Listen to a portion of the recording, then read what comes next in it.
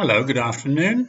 I'm Chris Bennett, Minister of Alexandra Road Congregational Church in Hemel Hempstead. It is Saturday, the 18th of July 2020, and in just 6 days, people in England will have to wear face coverings in shops. And I'd just like to think about that for a few moments and bring in some news from Spain.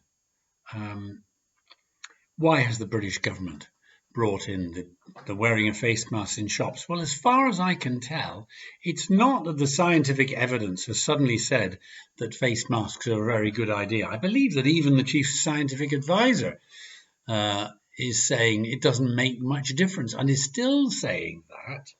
But it is mainly, it would appear, so that people feel more confident to go into a shop and buy something without catching coronavirus.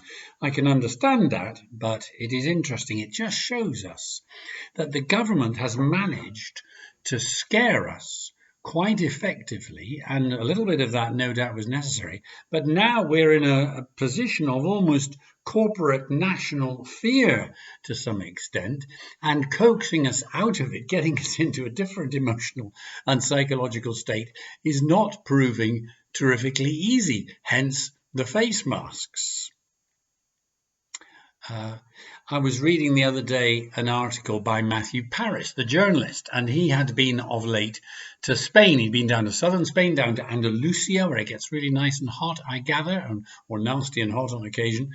And he was astonished. He describes in his article how he thinks we're fairly crazy in Britain in our reaction to coronavirus, but the Spanish are running us a close second, or indeed providing good competition, at least crazy in the sense of illogical, because we've probably heard, I've been hearing that in Spain, a very large percentage of people wear face masks, or maybe it's the law, maybe they have to, I'm not quite sure, and so on. Well, Matthew Parris reports in his article that not just on one occasion, right throughout his holiday in the south of Spain, everybody seemed to have a mask. But what they did was, when they're walking down the road and there's nobody near them, they wear the mask. And then when they stop and talk to somebody in the street, or when they go into a restaurant or they go into a bar, they'll go into the restaurant or bar with their face mask on. And then 9 times out of 10, they will then take it off. And they'll take it off to talk to somebody. They'll take it off not just in restaurants and bars where to some extent you have to take it off some of the time to eat and drink, but just in their ordinary socializing with others, they are taking them off.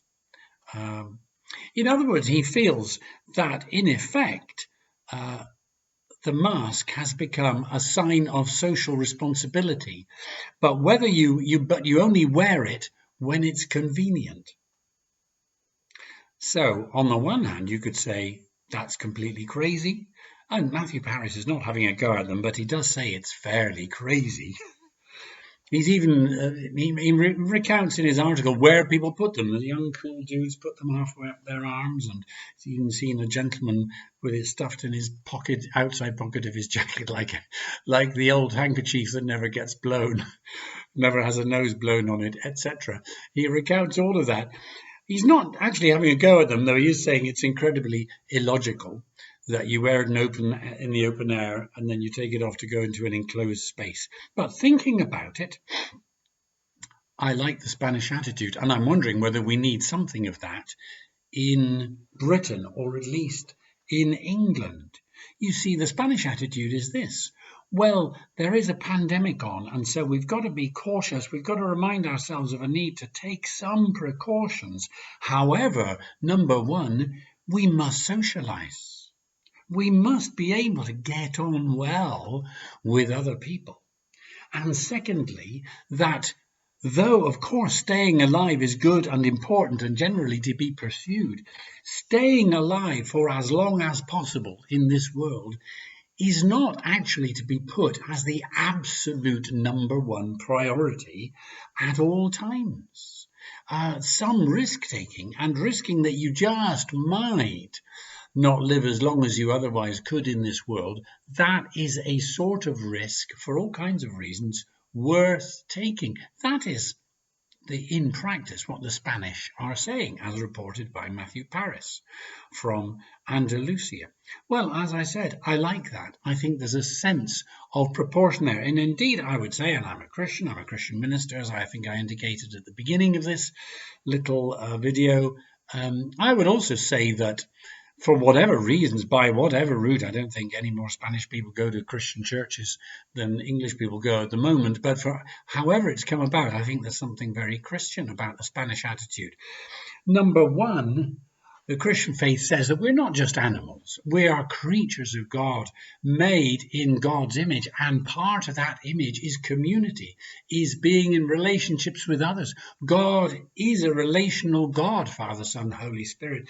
We are relational beings, and we simply must, in order to have anything like a full or rounded or balanced human life, we must get on with others. We must spend time with others. We must be able to socialize in a whole variety of ways. That's a Christian thing. And the Spanish intuitively are recognizing that at the moment, even though they carry their face masks. And secondly, what's Christian about it is a sort of tacit admission that this life now in this world, precious and wonderful as it is, and though it's to be respected and protected, etc., is not absolutely everything. And that too is a Christian insight, is it not? That human beings are more than just body. We've got souls. Even when our bodies die, we're going to live forever. Indeed, the Christian teaching is that one day the very dead bodies shall rise. But that's another talk. That's another video, I think. But certainly the Christian teaching is that we're going to live on, that this world at the moment, precious as it is not everything. We're going to live on after this world, either in a very, very good place, far better than anywhere here, or in a very bad place. And if we come into a relationship with, put our faith in Jesus Christ, then it can be indeed the very, very good place. So the Spanish are right, and in a way, perhaps unconsciously Christian in not putting the sheer prolongation of life, make it to 95, make it to 100 if you possibly can, at all costs. Even if you have a miserable and totally unsocial life, the Spanish have seen through that, as it were. Good on them. Good on them.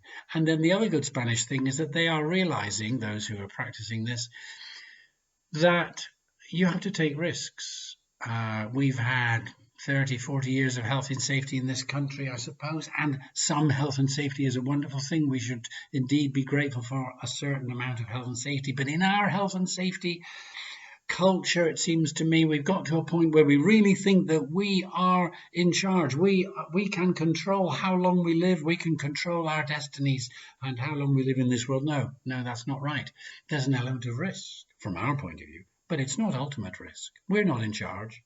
God is in charge, says the Christian faith. So unconsciously, I take my non-existent hat off to